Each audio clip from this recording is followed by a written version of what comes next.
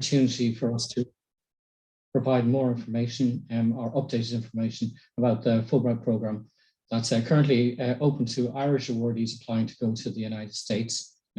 I'm Dara Fitzgerald. I'm the Executive Director of Fulbright Commission in Ireland, and I'm joined today by the team, Sonia McGuinness, who's the Scholar Awards Manager, Paula Melvin, who's a Student Awards Manager, and Sarah West, who's Administrator. So welcome to everybody. The aim today is not necessarily to rehash perhaps some of the webinars you've already watched or attended in person, but really maybe let the slides speak for themselves. But we will talk about them maybe from a slightly different direction as well. So it's less about the information and more about the intent.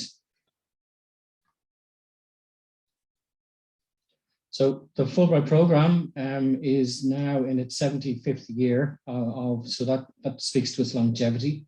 That's when it was set up in the US, and it's 64 years in Ireland. So it certainly has progressed. Initially, I think there was an expectation of maybe 8 countries joining this program, but we're up to over 180 countries at this current time. In 91, an Irish commission was set up. There are 49 commissions around the world. The rest are run out of satellite offices, sometimes associated with the US embassies around the world. But as you can see, it's a very global program.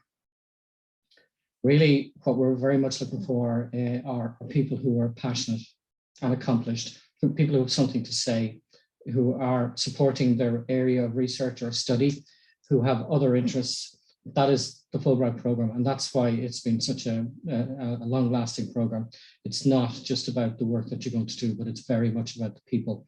And hopefully, as you write your application, you will consider yourself all the time in this. So please shouldn't be a rehash of your CV. This is actually an application about you. We are looking for students, people doing masters or PhDs. We are looking for scholars, typically post-PhD. We're looking for artists. We're looking for teachers. And we're looking for professionals. Professionals tend to have 3 or more professional years in a relevant discipline as they apply. And we're very open to people in all of those categories. I should highlight that we're very focused on all disciplines. So really, no disciplines take a priority with the Fulbright Commission. We do have some sponsored awards or focus awards, but in general, we're open to all disciplines. And people can come and research, they could study, they could teach and lecture in the United States. So what do the awards provide? It's a monetary grant, visa administration, which is no mean feat at the moment, accident and emergency insurance, and cultural and professional programming. And I think probably most importantly, ongoing support and links to a global network of Fulbright alum. And I think that's a part we're going to keep talking about all the time. And I think for your applications, I would strongly advise that you consider your impact on Fulbright and Fulbright's impact on you. That's always going to be a standard theme. So Irish awards are currently open to Irish and EU citizens who have been in Ireland for 3 or more years. You should really be at this point thinking about the strong rationale for where you're going in the US. Hopefully you've had an opportunity to look at where people tend to go in the United States.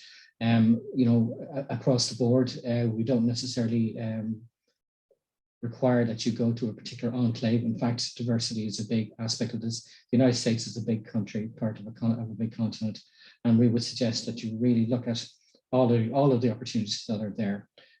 You must comply with the 2-year home rule visa requirements. So if you think that you're going to spend additional time in the States on a longer term visa, then you would just be advised that you would have to have spent 2 years back in Ireland before you can apply there again. You cannot be a dual US-Irish citizen, and you cannot be living in the United States at the time of applications. And we say you cannot have recent extensive experience of studying or living in the United States. If you have any queries about that, I think that's the easiest thing is probably reach out to us. But really what we're saying is that you can't have just come from maybe doing a PhD in the United States and then you want to go straight back to the United States. If you have had a somewhat recent experience, but it might have been East Coast and you're looking to go West Coast or into Middle America, you can make a case to say that it's going to be a very different experience. So again, if you have any queries, these are the sort of things to reach out to us either individually so we can assess your potential or give you some advisory on that. The application timeline, well, the awards open on the 31st, so we're already, the clock is ticking on that. It's going to close on the 29th of October. In November, December, we will be putting out your applications for peer reviewers across Ireland, the United States, and across Europe. In January to February, we will be calling people for, late January into early February, we will be calling people for interview.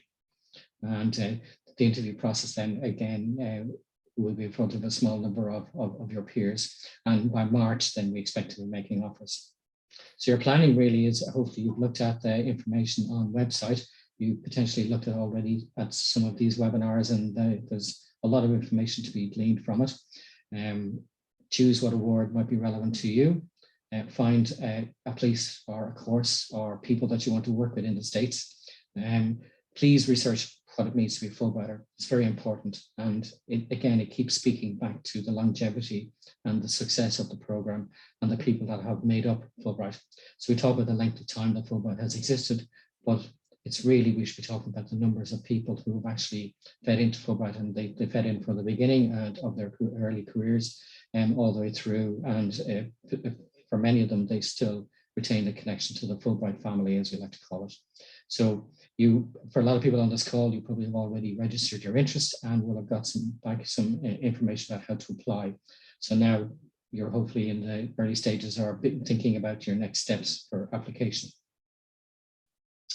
You've hopefully looked at the different award categories. So we have Irish Student Awards, we have Irish Scholar Awards, we have Irish Tech Impact Awards, which are for scholars and professionals, and we have Irish FLTA, Foreign Language Teaching Assistantships. So you will be teaching Irish in the United States. Another category which you will find details of, but it's not open at this time, and it's not managed by the Irish Commission, it's managed by the Belgian Commission, but that's the Fulbright Schumann Awards that Irish applicants, students and scholars can apply to as well. Student awards then, we'll talk first of all about in all disciplines. Go back to that comment again. So for visiting researchers or degree seeking students, you should establish an affiliation with a host in the States or apply for a course with a host in the States. Or these awards, the Fulbright aspect of the award anyway, would be between 4 to 12 months with duration, and the maximum award would be around €30,000. For the Irish Scholar Awards, then we have postdoctoral or professionals, again, in all disciplines, have a PhD or up to 5 years relevant professional experience. And it's again to research or lecture in the United States. You should establish an affiliation with the US institution, and the minimum amount of time you could go for would be 3 months, and that up to 12 months. And the maximum award would be €35,000. The Tech Impact Scholar Awards are more unusual, and they're unique to the Irish program. But this is really for, and we're looking at people who are bringing ICT or people who are bringing elements of their work that could benefit from use of ICT. We allow and we promote, in fact, professionals to apply for this award. So it's a scholar and professional award. Due to the nature of the program, particularly for some professionals, we allow a minimum of 2 weeks, up to 3 months duration. I think I would say though that very often we find that at least 1 month is probably a good milestone to try to achieve. And the FLTA Awards, that's for teachers to go to the United States and teach Irish language and also study aspects of teaching in the United States. This is a placed award, so when you apply, then we would have institutions who run Irish language programs in the United States, and they apply to Fulbright, and then from that we do a matchup of awardees with institutions, and then we progress that program. So the sponsored awards, then we have sponsored awards for students and scholars, and I would say please look at these. I may put down a hint there: be strategy aware and be innovative. So what I mean is, please have a look at the strategy behind some of these potential sponsors. Consider where you might fit into that. Sometimes it's not the obvious. So EPA, for instance, might be very interested in people bringing policies or coming from other disciplines, and the same would apply to potentially a lot of the sponsors across the board. They're very interested in a holistic approach as well. So understand that you may be able to fit yourself into a particular award there. And then we have some placed awards as well. So they would be in the Smithsonian Institution, the Exploratorium, and the Harry Ramsay Center in the United States. So your requirements, personal information, CV, a personal statement, and a Fulbright statement. This is a very important aspect of it, and we often struggle, Irish people tend to struggle with this part of it because you're very much talking about yourself. You're not talking about potentially the work you're doing, or we would advise anyway that you don't talk so much about yourself through the prism of your work, but actually advise us and the panel and the reviewers and the Fulbright board as well of who you are, because that's going to be a very, very important part of it. You're going to do the project statement, you're going to have 3 recommenders, and you'll have your transcripts for student applications. Paula will make some commentary about that subsequently.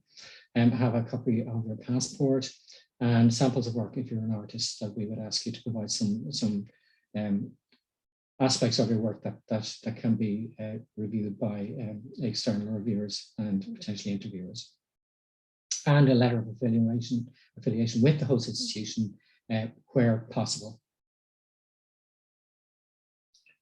So in terms of a program we've been running for the last 6 years, has been very much a focus on diversity, and we expanded that to be more inclusive and put in some equity steps as well. So it's really trying to allow people who might have struggled in previous years to take up awards like Fulbright to support them. And we very much welcome, with all that in place, we very much welcome candidates from who are underrepresented and maybe who have not necessarily come through their academic or their career in a linear fashion, but maybe have gone and done a variety of different things. So we're very much interested in people applying, and we very much want to find out about you as well. So be aware that it is about you, that we very much base the decision to a major extent on how applicants are awarded. Finding a host. You can research the experts in your field. I think probably most people on this call will already know where they want to go to and what they want to do.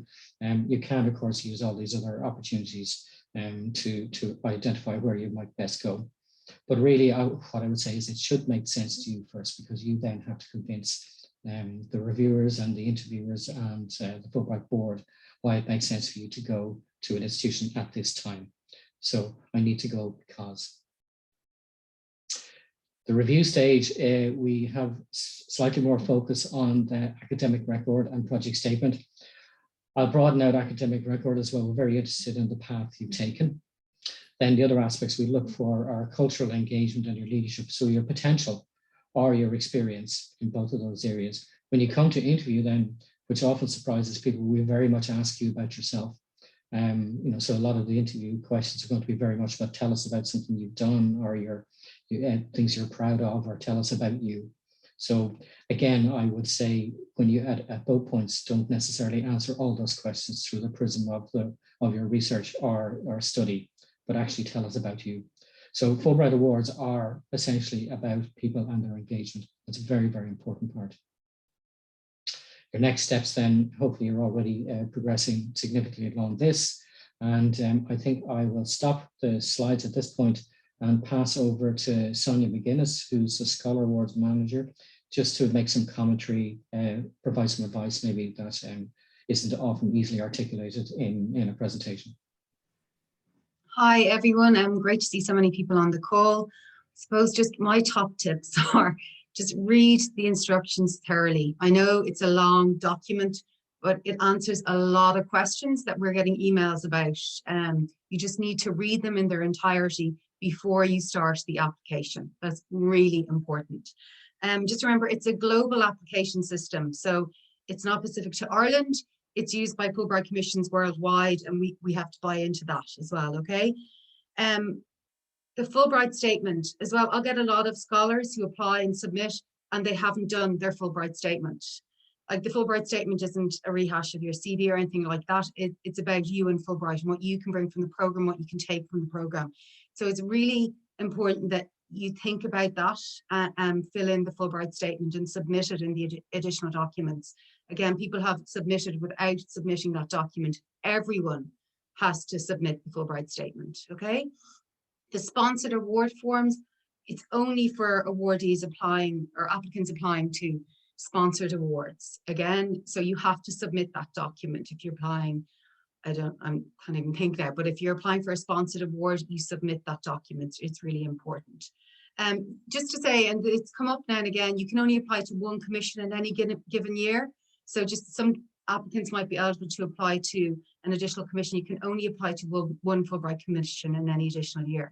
Our funding is only for the scholar or the student. It's not, we don't have funding to support dependents. So just to be aware of that, it's important to think ahead about, you know, what money you might need if you are intending to bring dependents with you. Now, obviously, we do help with visa documentation, etc. Like we facilitate organising your dependents' visas, but the Commission isn't in a position to actually fund their stay in the US. So it's important to take that into consideration as well. Recommenders as well. It's worthwhile getting in touch with your recommenders now, because they submit independently of you onto the online system. Once you register them, they receive a link and then they upload their reference.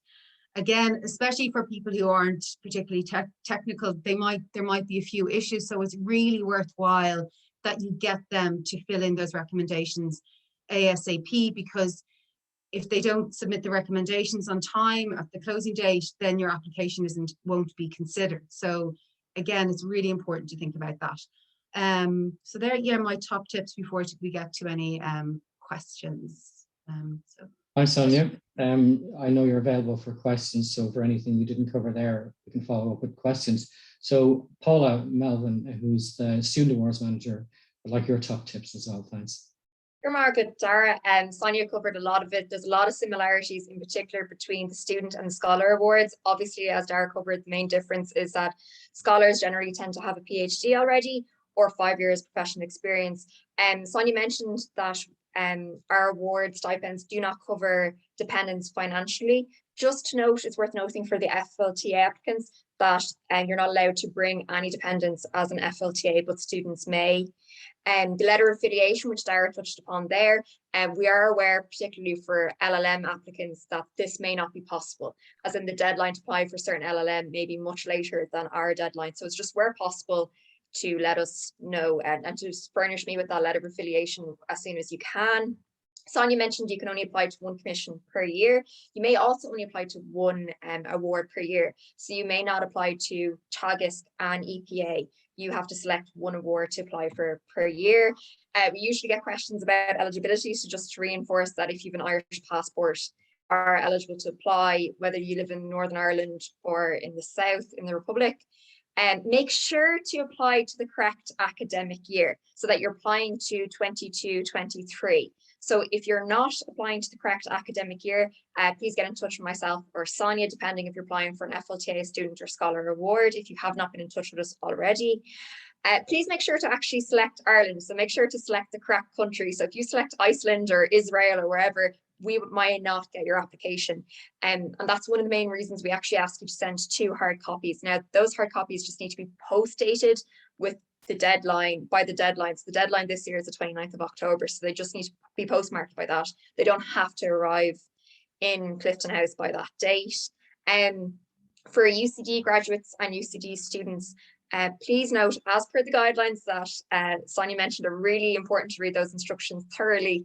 UCD students, you must send either a screenshot or a copy of those transcripts or any documentation from UCD. We cannot accept, the application system, as Sonia mentioned, is generic. It's used in nearly 200 countries at this stage worldwide. So it just cannot accept UCD documents. So if you submit original copies of UCD documentation, it will corrupt your application. So please make sure only copies of your UCD transcripts. And also, just in terms of, there's already a question in the Q&A in the chat box there about applying for a 2-year master's. We will only fund the first year of a 2-year master's, so you can source your own funding for the second year or pay for that yourself. Unfortunately, our commission's budget does not stretch far enough to cover your living expenses and your travel expenses and those fees. So if a fee waiver is not already in place with a host institution, you should ask them, could they furnish you with a fee waiver as well? And as you may be aware, the fees in the United States can be quite substantial. So Sonia and I will get to some of the questions in the chat now. Paula, just pause you just a couple of comments in addition to just what you said there in terms of the fee waivers and discussions with the institutions. If you're successful in particular, we would be quite comfortable to work with you to discuss with the institutions whether we can get a fee waiver. We obviously have some associated awards as well that have some level of either a full or partial fee waiver in place, or an opportunity to earn money through teaching or some aspect of that. But again, we would leave that open, that we would be quite happy and comfortable to help you as well to negotiate with an institution if you're successful. And the last point, sorry, just about the Schumann Awards as well. If you do happen to apply for the Schumann Awards, which comes up a little bit later this year, please advise us as well, because it doesn't go through the Irish Commission, but it's important that we also know that you've applied for it. And again, be sure to apply from Ireland, not Iceland or Israel. And occasionally we do have people apply to Ireland who are coming from Brazil and other countries, and we have to advise them that that's not appropriate. So small things, but they can certainly upset the apple cart. Thanks, Paul. I'll pass it back to you. And then, sorry, I'm seeing a question from an FLTA. Do they write their statement and their essays in English? Everything has to be in English. So even FLTAs applying from France or Germany have to write everything in English. So our colleagues in the States.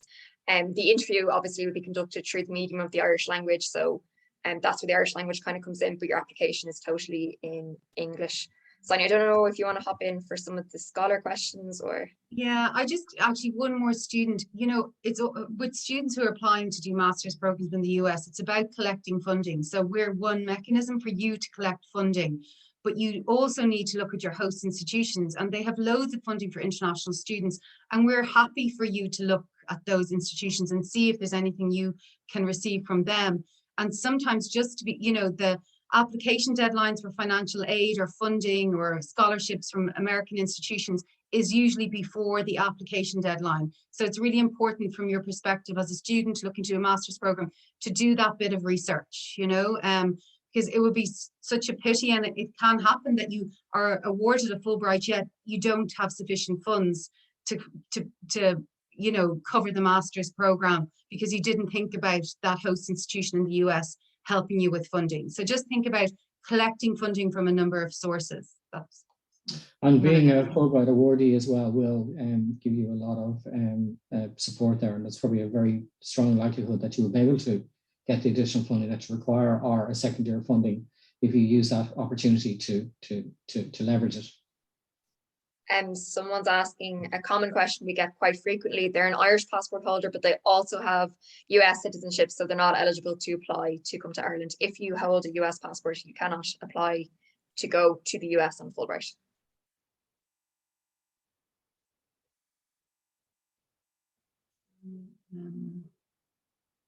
So I'm just going to look at some of the questions. Someone had a question about the 2-year home rule.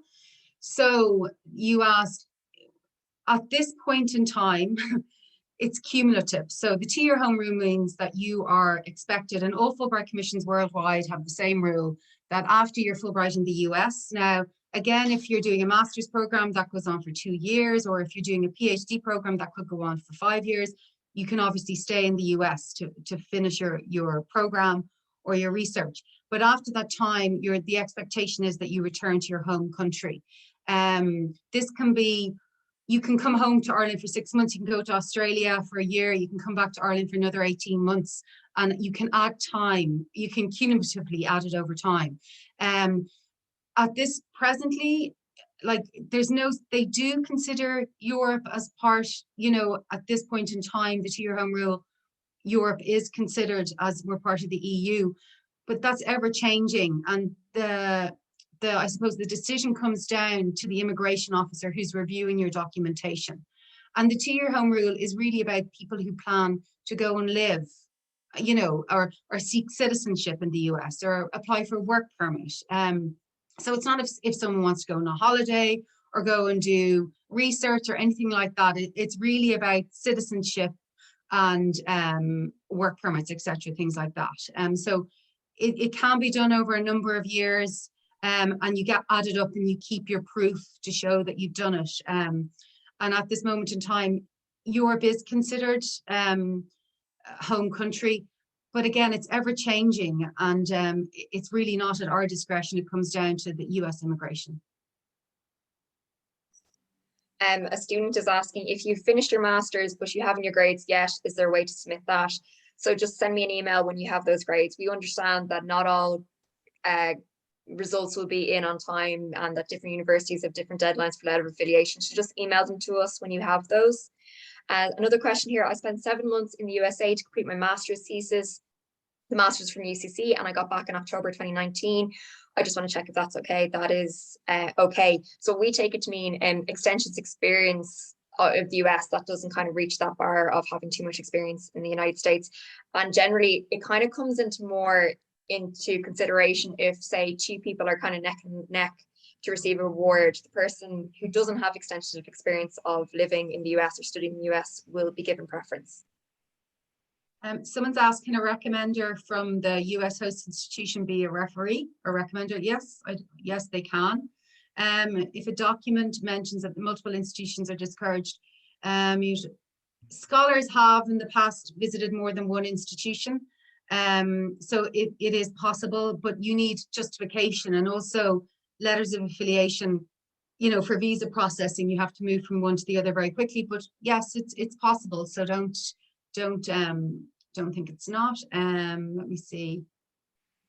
Someone's asking that they're in the early stages of a PhD. Are they able to, do they qualify? Yes, you can go.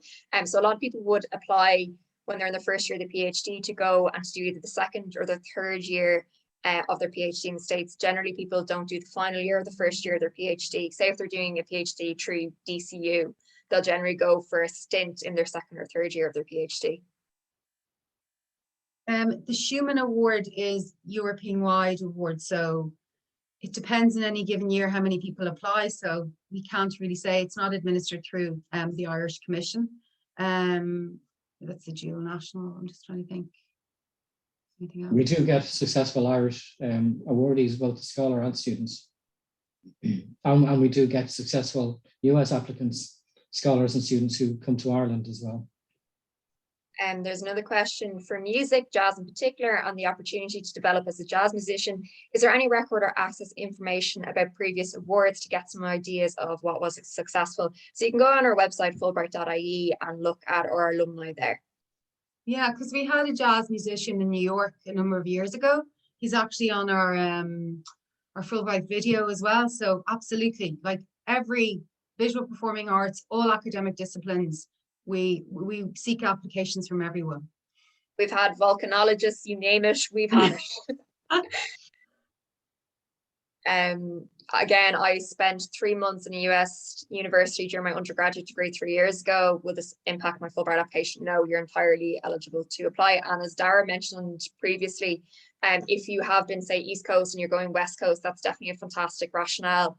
A lot of the time we have a lot of Irish and law applicants who attended UCC, and a lot of those students, say, went and did a stint in Montana. So we generally try to give those people, if successful, we try to send them to the East Coast. So we like to see people getting that diversity of the United States. So Fulbright isn't supposed to just be an exchange between Harvard or New York and Dublin. It's supposed to be everywhere in the United States and Ireland. So we want to see people from the Midlands go to North Dakota. It's really supposed to be diversity, and diversity means a lot of things, including geographic diversity. And a sneaky hint for people who are on this call is that surprise the panel with where you want to go. Sometimes Ivy League colleges, for instance, don't necessarily surprise the panelists, but surprise the panelists with where and why you want to go somewhere. Yeah, sorry, someone's asked, is there a sample of a Fulbright statement? No, it's just do your research, and we explain it as well in the instructions and on our website, you know. So you need to research what it is to be a Fulbrighter and what you can bring to the program and what you'll take away from it. There's someone saying that they're doing an undergraduate in the UK. That's fine if you have your first and second, third years.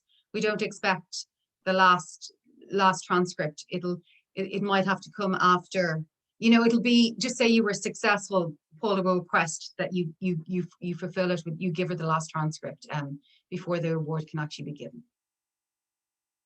There's another question here. Is there a specific breakdown of available awards in respect of the disciplines each year, or is every application taken on its merit?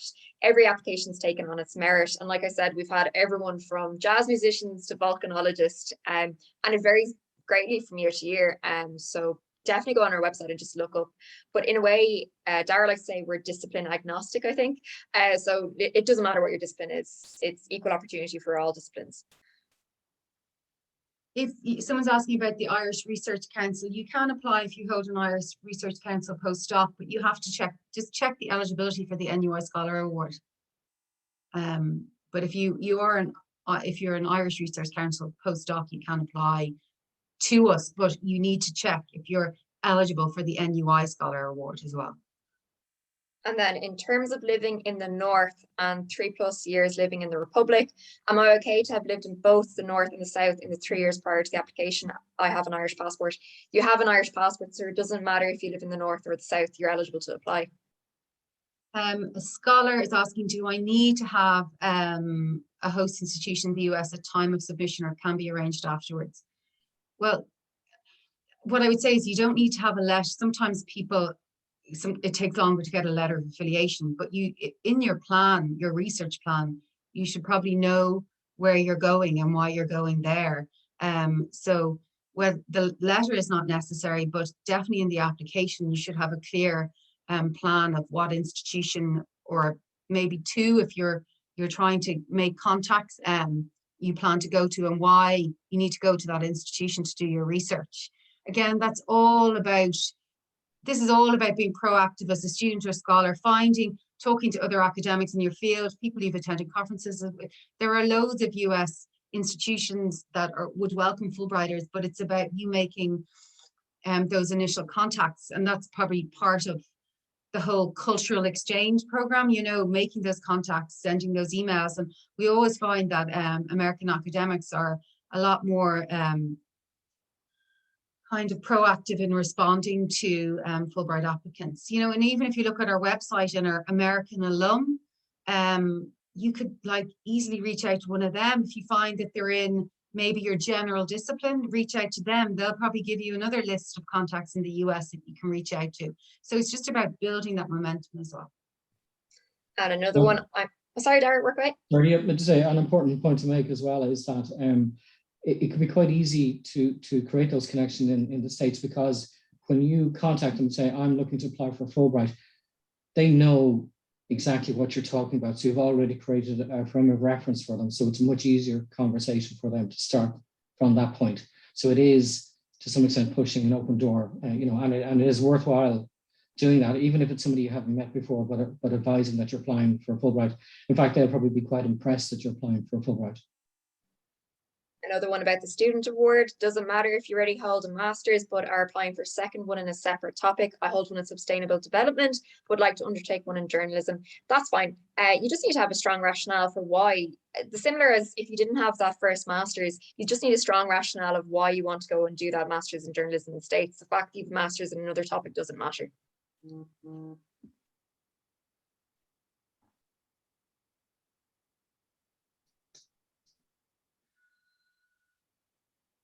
Okay, hold on. Someone saying they're in the final year of their undergrad degree. What should I include in my application in place of my diploma, as I've not graduated yet? I'm applying for the FLTA award. Just mention it and say you're currently undertaking it. That's fine. As Sonia mentioned, you just need to send me your results before you start the award if successful. Okay. Oh, I love this question. Sorry. Is age a barrier? I'm in my mid-50s and want to apply for an Irish Scholar Award. Your age is totally irrelevant. We don't have any kind of minimum age or maximum age. We welcome diversity of age for all awards. Okay. I'm currently not living in Ireland, in England, but have an Irish passport. Yes, you can apply. If you're living in England and you hold an Irish passport, you're eligible to apply. Another one about deferrals. We don't offer deferrals, so under no circumstances can you, if you're offered the award, you must take it up in the year it's offered.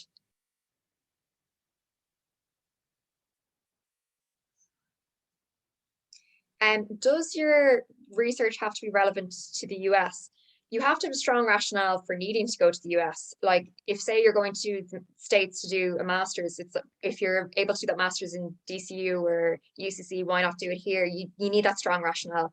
So although it does not have to be related to the US, it doesn't have to be on the history in the United States or something, but it should be very much so, I want to go to the US to do this with this professor because they don't offer this in Ireland, or they're the best in the field and I want to bring that information back to Ireland. Or on the flip side, we're the world experts in whatever topic and I want to bring that information to the United States. Yeah, it's And also the away same, there like as if you're well. going to research in a lab or something like that, it might be the best lab in the world and that's the justification, you know, you're going to the best people. So again, it doesn't have to be. It doesn't have to be about American study. No.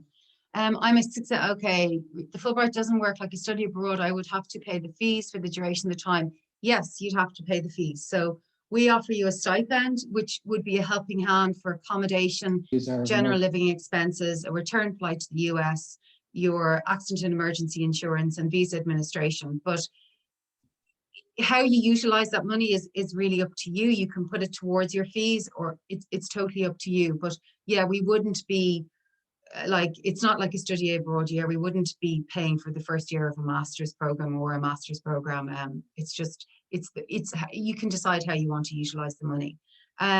Say if I were the only go for the semester during my PhD study, it would be, if you're just going for a semester, you're going as a research student. So again, we give you a stipend to undertake research. Now, yeah, so it's the same. If it would be up to me to pay this fees for the semester in the US, yes, it would. Sorry, I really like this question. Is there a weighting on locational choice, as in non-Ivy League versus Ivy League, or if you're going to non-Ivy League, is it weighted more? There isn't an official. That one? Can I answer Okay, that go on, question? Dara. It was my favorite question. So I would say all host institutions are open, but on the basis that we are looking for diversity and we're not necessarily looking for enclaves, and it's about cultural exchange as well, and sometimes you might struggle to get that in some of the enclaves that you might consider going to, and actually you'll often have a better experience going to other places. So if it absolutely makes sense for you to go to an Ivy League, you will have to justify that. You may have to justify it a little bit more, because sometimes it's just related to marketing rather than you've actually identified a place that would be best fit for you. So we will be looking at best fit as well. If you decide then that there's somewhere like Florida Polytechnic that they have a marine course that is perfectly suited to you, that seems to make a lot more sense than picking an Ivy League and saying that I want to do a marine course there, which might be less relevant. So just be advised that we would also have US reviewers and potentially interviewers who are going to understand a lot of the options in the United States as well, so that they may well quiz you on that. So it should make sense.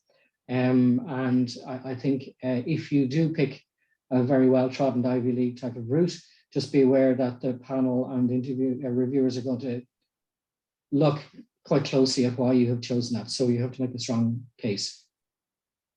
I'd also add to that, sorry, just to say that, there's a lot more funding in non-Ivy League institutions. Everyone's, I know the funding is very good, but, there's so many institutions. There's over 4,400 institutions in the US. There's so much to choose from.